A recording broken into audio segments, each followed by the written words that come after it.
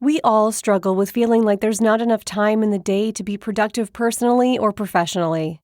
We all struggle to make our time matter. It's time to take control. It's time to start investing in the corporation of you. At Athena, they've helped over 700 ambitious professionals achieve more by connecting them with best-in-class, globally remote executive assistants. Athena executive assistants go beyond basic administration tasks. They help you make time matter through the art of delegation. They believe delegation is the superpower of all highly successful people, and your personal EA will help you get there. Your EA is a one-on-one long-term partner to help you achieve your personal and professional goals. Take back your time. Join the waitlist at athenago.com. That's athenago.com.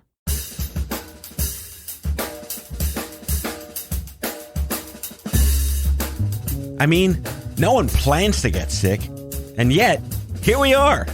My name is Matthew Zachary. A quarter century ago, I was given 6 months to live with a diagnosis of terminal brain cancer. For more than 15 years, I've been ranting and raving on the air about stupid cancer and now stupid healthcare, and I'm just getting warmed up. So let's all go make healthcare suck less together, because you know what? We're all out of patience. Hey, that's the name of the show. Hello, everyone, and welcome back to Out of Patience. Man, we got a good show for you today because we just brought on another incredible podcaster and their incredible show to the OffScrip Health Podcast Network. Her name is Claire O'Brien. She's a certified adult nurse practitioner and the host and founder and creator of the DabbleCo podcast. That's Dabble, like you're going to dabble in something, CO for Claire O'Brien, the DabbleCo podcast. So she stopped by the studio live in person, got to meet her live in person. How novel these days.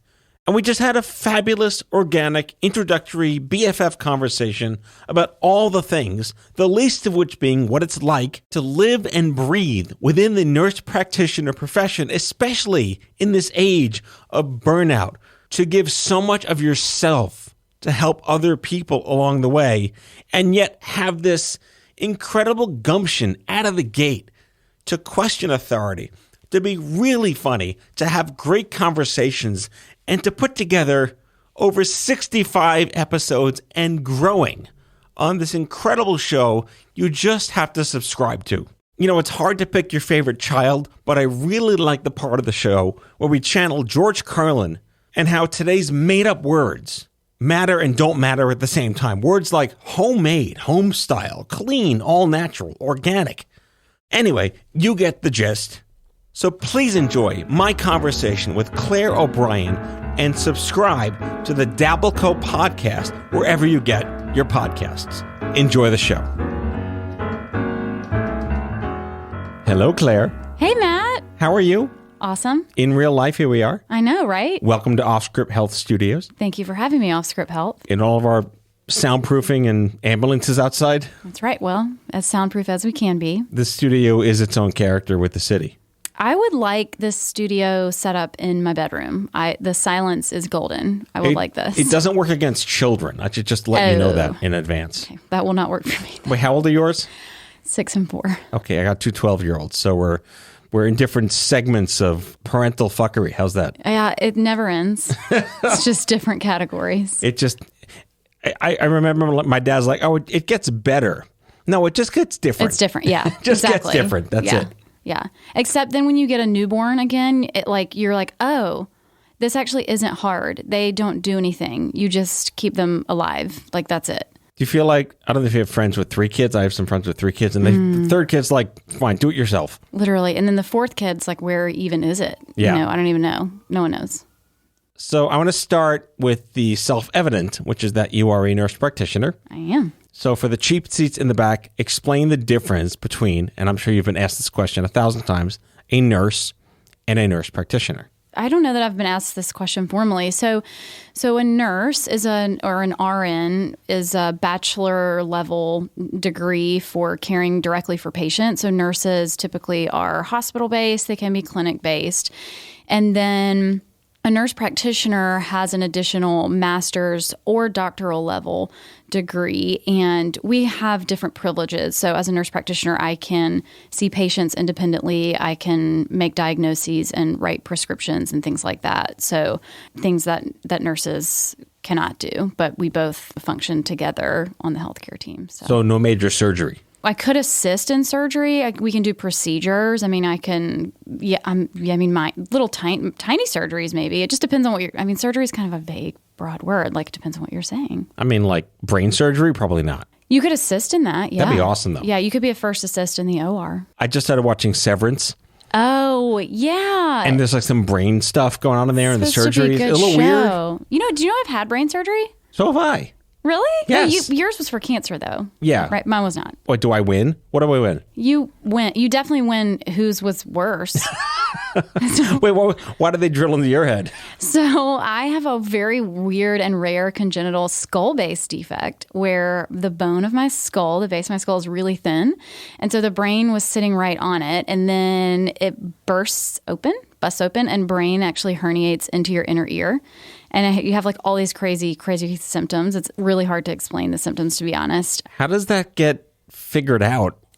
So most patients, I had what's called superior canal dehiscence. I actually still have it on the other side as well. It's just not nearly as bad as the one I had corrected. So most patients, it takes 10 years to find a diagnosis for them because they go through neurologists, ENTs, psychiatrists, all these folks before hopefully you get to the right sub specialist, which is called a neurotologist and a skull-based surgeon that diagnoses you correctly. And the only reason I was diagnosed within 4 or 5 years versus 10 is because I was actually literally working alongside a neurotologist, and I sneezed one day and I grabbed onto the desk to like steady myself because I would get dizzy with sneezing, and that's one of the random things. And he goes, "Oh, maybe you have a dehiscence." And I was like, "Oh my God, that's exactly what I have." Dehiscence just means something has opened and something is coming out of it that shouldn't come That's out. disgusting. It is. Wait, does it bother you that medical jargon is like superior? That shouldn't be the word they use. This is a terrifying thing. What else would you call it? I mean, they called my brain tumor elegant. I don't get that. Who called it elegant? The surgeon. You have a very elegant brain tumor. What did he mean by that? I think he meant that it was like maybe it looked good. Cover bottle tumor? I have no idea. Well, it could have been worse. Yeah. I guess. Aesthetically pleasing. Maybe it was a nice shape. I don't know. Perfect sphere. Yeah, I call it my brain hole. That's easier to explain. I just snorted on the radio. I have a brain hole. It's fine. That's awesome and yet terrifying. Yeah. How is it treated? Does it still like ooze out sometimes? So you have to wear clamps? So so what they do is they drill down the bone. So a craniotomy. So you make a cut, drill down the bone, find the hole, plug it up with the bone that you drilled with, and then put a metal plate on top of it. So I'm like a little Cousin Eddie situation. Like I have a metal plate. Wow. Cousin Eddie. Yeah. Nice vacation reference. Right? You're welcome.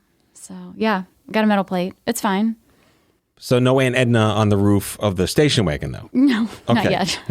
No, that's other things. It's not an episode of my show without some 80s movie reference. See, Clark W. Griswold. Wait, did you have a station wagon growing up, too? A Volvo station wagon. Yes, we did. Okay, those are the safe ones. You need like the crazy thing he drove around the country with. I don't know. You're facing backward. The third row is like you had a backward facing seat? Yeah. It counts. That's not safe. Totally counts. With no seatbelt? We did have seatbelts. All right. I win this one, though. But then our station wagon was from 1978. Okay. So, yeah, that was before I was born. So you win. Backwards facing seats. We missed those days. Yeah. Well, do we? I don't know. We're still here. Yeah, we made it. So you're here for many reasons. You're in New York doing a bit of a couture tour. Yeah. Meeting some amazing people for your business. We'll get to that. Yeah. But you're also here because you're a podcaster. I am. You have your own show. We can therapize about that in a moment. But your show has just been brought on to the OffScrip Health Podcast Network. You've joined the family. I have. Thank you. So welcome to the club that you may have never wanted to join, or maybe you did. But it's here great. we are. Here we are. Yeah. Regardless. I was listening to a bunch of your shows, obviously for my homework and diligence, and because you're part of the family. Thank you. I love how you just make fun of obvious shit from your particular crow's nest. You're like debunking the fuckery. Yeah, I'm trying. There's a lot of Carlin-esque, like George Carlin-esque essays in your conversations, the least of which would be you kind of make fun of the word clean, all natural. Yes. He did a whole bit about the word homemade, or home style. Yep. It's one of the best bits ever. He's the wordsmith of our lifetime. There's a new documentary about him too, as well, I think on HBO Max. But have you always had this sort of congenital snark about you? Yeah, I sure have. My dad's pretty funny and a little sarcastic. And so sarcasm, it's not my favorite attribute about myself because it doesn't always serve you, but in certain situations it does. I think it serves me on the podcast, certainly. And then, it serves me, in friendships. I can be the one to say, I'm a good decision maker, and I always have an opinion about pretty much everything. So, yeah, there's always a slight level of snarkery about me. So I would christen you Jewish. Thank you. Because you need to have this right level of... L'chaim. L'chaim. We call it chutzpah, right? Yeah. You got the chutzpah. Baruch Hashem Adonai, Hey. Eloheinu melech haolam. How do you know that? Hey, listen, some of my besties growing up were Jewish. And so In South Carolina? And I grew up in private, so Okay. even worse. Same thing. Yeah, potato. South of Jersey is all whatever. Inbred potato. And went to a private school that was one of the only non-Christian private schools. And so all the Jewish kids that wanted to go to private school, that's where they were. And so some of my best friends are Jewish and went to lots of bar and bat mitzvahs. Well, they might still be Jewish. Yeah, I think we're assuming. We'll see. Yeah, no, but tons of bar and bats. Yeah, so I learned a That's little. phenomenal. Good for you. I'm shocked and surprised and thrilled. I'm a woman of the people. Definitely, hands down. So there was, I think, one of John Oliver's very first pieces on years ago when Last Week Tonight started. Was how the organic seal, you pay for it. It means nothing. Correct. Right? So you're pulling back the curtain on this particular, among many things. Right. So what have you learned and who are you talking to about revealing these things to the average American that may not know them? You know what? I'll tell you what I've learned. So it's so interesting. I've learned that it's actually somewhere in the middle. Like most things in life, the mushy middle. Which you said at our summit last week. Yes. Talking about something else, which we may or may not mention today. But so there are some really hardcore, let's just pick the word organic as or clean, whatever. Right. So people that live organically, everything's clean, and that word really means something to them. And then there's another kind of other half to that where that word is essentially meaningless. And really what I've learned is I do think that it's somewhere in the middle. So let's take organic produce, for example, and the term the dirty dozen. So there's a whole camp that the dirty dozen and the EWG, and that's really important. And they live and die by that. Yes. Environmental Working Group. Right. EWG, correct. And which is funded by the people that they talk about, whatever. Anyway, conflict of interest is there. So, but people live and die by the EWG, and is it approved by them? And then there's a whole other group that's like, the EWG is completely worthless. This word means nothing. And I think it's somewhere in the middle. So like organic produce, again, for example, the main reason you want to buy it is, they say, because you don't want to use glyphosate, which is Roundup. Well, you can't say that's, I think, in my personal medical opinion, I actually talked to a doctor when I was kind of talking about this, who really opened my eyes. This was several years ago. And he said, hey, listen, if you want to avoid glyphosate, which is a known human carcinogen at this point, it's been named that by the American Cancer Society, then organic is the only way to do that. And so I just think it's more nuanced too. Like, do I think you should live and die by that? No. Do I think you should eat the vegetable if you are in front of the vegetable, whether it's organic or not? Yes.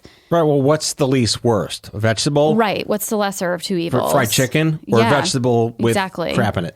Right. I mean, a vegetable. Least worst nutrition. Yeah, exactly. And so we're now, moralizing food and putting this moral value on clean and not clean and organic and not organic. And you've got people who are really making every decision about what they eat, what they wear, makeup, all of this based on these terms that may or may not actually really be important. And that's what I've learned, is that I don't really take either side of these very dogmatic conversations as gospel anymore.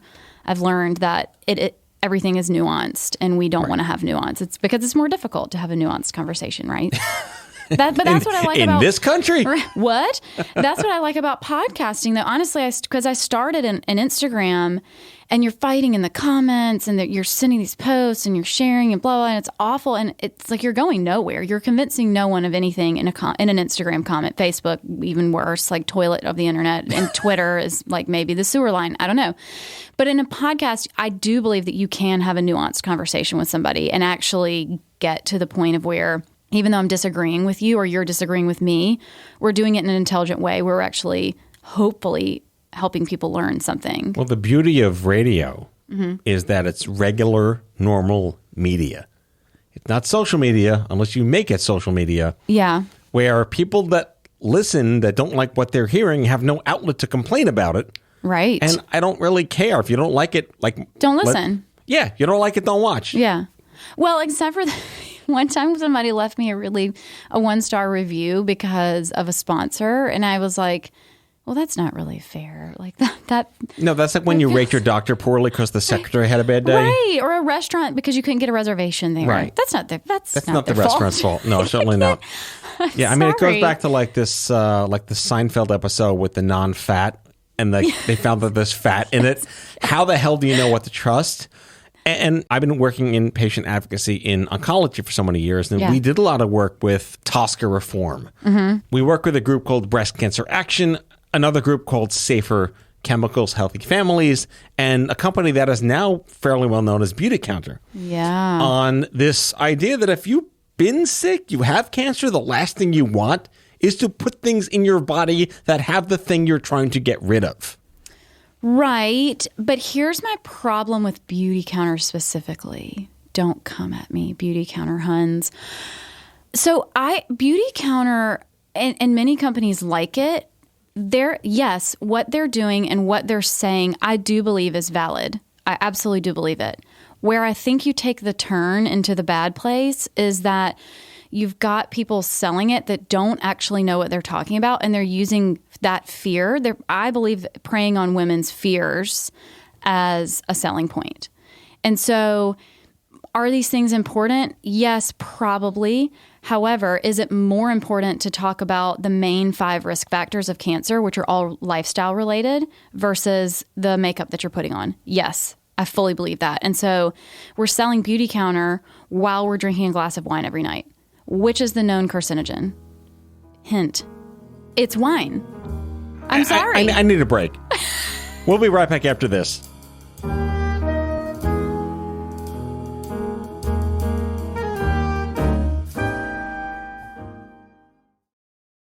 Has your chronic illness made it difficult to continue working in the traditional way? Want to learn how to find and create flexible remote work that both accommodates your chronic illness and generates an income? Join the Patients Getting Paid membership, a community of chronicpreneurs where people just like you find workshops and trainings, weekly updated condition-specific gigs, twice monthly coaching calls, co-workings, accountability, and the kindest community to support you on your path to make money while working from anywhere and taking good care of yourself. Learn more or join us at patientsgettingpaid.com.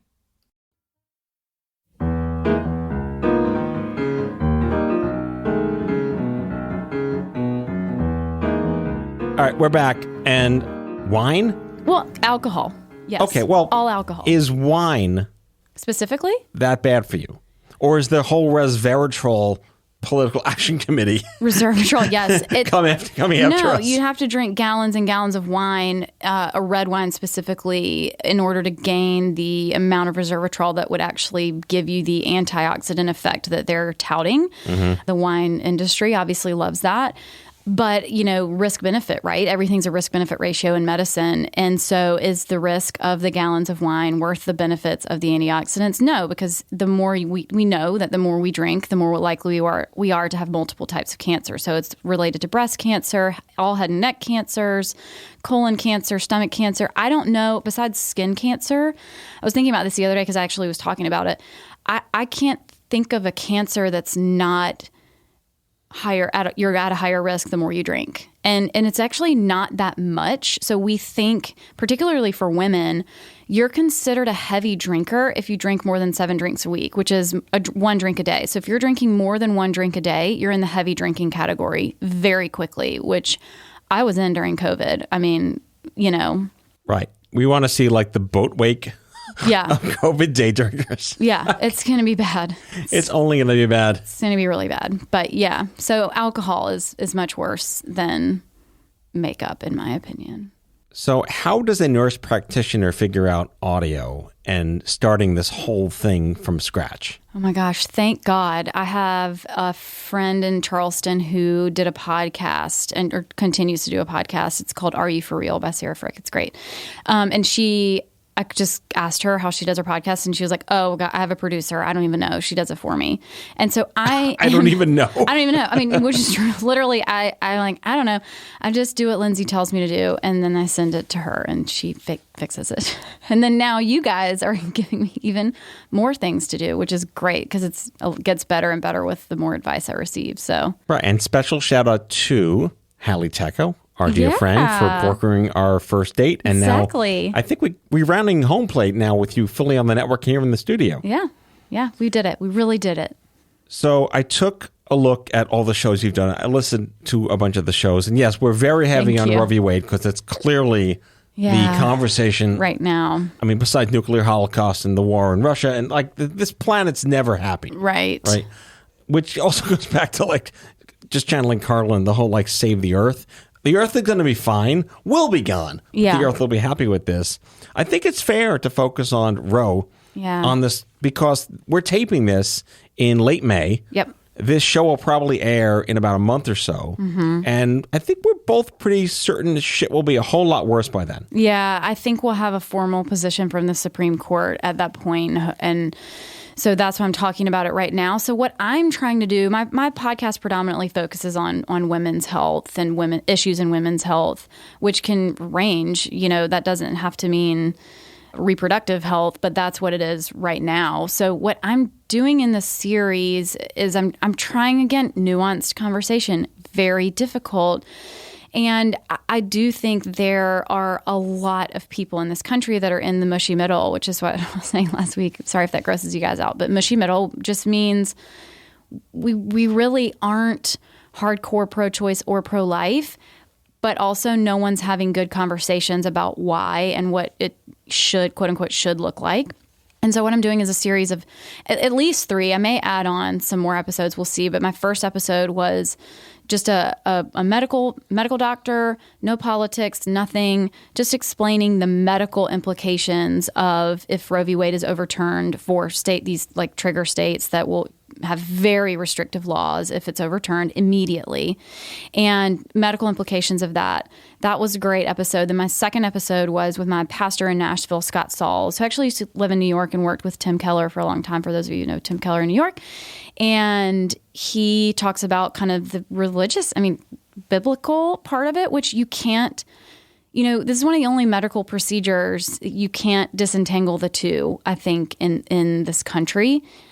As much as it would be nice to, we just can't. What, religious dogma as a template for right and wrong and morality? Well, a lot of, yes, people voting with their religious beliefs and ethics. And you call it, I wouldn't call it morality, because to me, morality indicates right and wrong and a judgment. And I think what Scott does a great job of, at least I think, talking about things from a non-judgmental standpoint, but just, hey, he and I really talked about what pro-life, I'm using air quotes, right, should look like, which is not just anti-abortion. Right. Right? Like, you can't say you're pro-life and then vote against the baby formula for baby. It's pro the entire life. Mm-hmm. So that was the second episode. And then the third is a good friend of mine who has a really just kind of heartbreaking / fascinating story about terminating a pregnancy and what that looked like. And the pregnancy was very wanted, but kind of the why of that. And I think it's really important for people, particular, I mean, myself, I am a Christian, and I'm very confused. I'm very torn on all of this. It's a really difficult conversation. And so just hearing her story and kind of what that looks like, because I think people you don't know what you don't know. And if you don't know someone who's actually experienced a very traumatic situation like that, I mean, cancer's a great example, then it's very hard to identify. It's very hard to be empathetic. Right. And then there's the other side, and I hate to say other side because I agree, like 1% of the people make 99% of the noise. I know. And we just follow shiny objects because we're just so sick and tired of it. We want it to go away. Like, are we done with COVID? Are we done with this? Can we please? The whole church and state. And I mean, I live on this space, as a man. I'm a father of IVF children, and we have IVF children because I was infertile from cancer. Yeah. And very thankfully, I'm blessed with two children from implantation. Right. They were made in a lab, right? Is that against the natural order? Or they had to discard the embryos that didn't work. Right. Right. Are my children real in the eyes of God if you believe in God? Right. We're facing this conversation in the cancer and rare disease space. Right. For people that are like infertility is created because of your disease. You weren't born infertile. And this whole like just adopt bullshit, that's our space now, too. It's way more complicated. It's very complicated. It's very nuanced. But this is a whole other podcast. You're doing a whole bunch of these podcasts on your show. Go listen to my podcast about it. Yeah. Yes, go to the DabbleCo podcast. Actually, that's my question. Where did DabbleCo, DabbleCo, DabbleCo, what is that? So when I first started, I really didn't want what I was doing to just be about me or myself, my own brand. I wanted to, for other medical people to be able to come into my space, whether it be Instagram or a podcast, and not feel like they're doing me and my brand a favor and lifting me up and not themselves. So Dabble to me means, I was like, okay, well, we're talking about a bunch of different things. I, as a nurse practitioner, I can change specialties. I don't really specialize in anything other than adult medicine, which is very broad, right? That's a huge term. So we were just kind of throwing around words, and the word Dabble came up. And then I realized there's a dating app called Dabble. So I was like, okay, I can't really have just Dabble. And a friend just suggested, well, your initials are CO, Claire O'Brien, and DabbleCo, like Dabble and Company, like Dabble and Friends, kind of. So it's just kind of a general term of what we're doing, which is talking about all different topics with all different experts. They don't have to be, it's physicians, NPs, PAs, pharmacists, PTOT. It's very science-based, which I really find to be completely genuine and authentic. I'm trying to be genuine and authentic. You do a lot of like listener feedback. Yeah. Which I think is very rare in the podcast space. Mm-hmm. Radio back in the day, they would just call in and you would have screeners and see what's going on. It's hard to pick your favorite child, but is there a theme to some of the questions that do come in from your listeners? The things that are my favorite are the things that people are really nervous about and I have a simple answer for. So it's really, really rewarding when I put up these question boxes. I also have an Instagram, and when I put up a question box for I do these episodes called 10 Questions where people put questions in the box, and they can be really simple questions sometimes, but they almost come in waves. It's like a bunch of people will ask about breast cancer all of a sudden, or a bunch of people will ask about PCOS or endometriosis or something. And so I'll try to pick kind of the themes. And so it's super rewarding when someone asks me what I find to be a simple question or an easier answer. And so, or somewhere I can direct them of, well, hey, here's an article you can go read, or follow this person. They're the authority on whatever it is. And then they send me a message just saying, thank you so much. Ketamine is a great example. So I had an episode about ketamine that so ketamine is kind of a newer thing in mental health, particularly PTSD and refractory depression. And the feedback that I've gotten from people that tried ketamine for their themselves, their spouse, their loved one, whatever, based off of listening to the podcast and then subsequent questions that came in my 10 questions episodes, literally has been, this saved my XYZ loved one's life. This has changed our lives. And whoa, I mean, that's profound to me. That's something that I never really expected. Not like, oh my gosh, thanks for telling me I don't have to buy organic raspberries. Not that that's not important. It is, I mean. But clean, homemade, homegrown, all natural raspberries. Jam. Yes. So that's my those are my favorite. Yeah. All right. I want to go a little personal, professional, which is that it's hard being a nurse and a nurse practitioner and a doctor and anyone working in healthcare as a professional or a first line worker. Yeah. How do you turn off the day and become you and a mom and a wife when you get home? So in the beginning of my career, I couldn't. And I had tremendous amount of anxiety in my nurse practitioner career. It just comes and goes in waves. So I would say as a nurse, there's times when you come home, you're so exhausted. I was a floor nurse, which is very, very physical labor. I mean, very physical. I was working at the Veterans Hospital, so very physical. And I think I was so exhausted I could turn it off, and I was young. And then in my NP career, there was a period of time I couldn't turn it off. And I mean, truly, therapy and medication was what I had to do to start to turn it off. But also I find then there's kind of another side of that with cancer care specifically. So I worked in cancer for the bulk of my career so far. And now taken a hard left. I'm in aesthetics. So I'm like, I did my time in cancer and then I couldn't serve those patients like I needed to anymore. But the one time I didn't turn it off when my patient died, I was a train wreck. And I think, and I don't want to speak for other providers, but for me, there is a wall that you have to put up. There is a bit of dissociation. Otherwise, I think you can't do your job. If you're constantly thinking about, and this might be hard for people to even understand, because obviously on one hand, you are thinking about if my patient's going to live or die, am I going to save their life?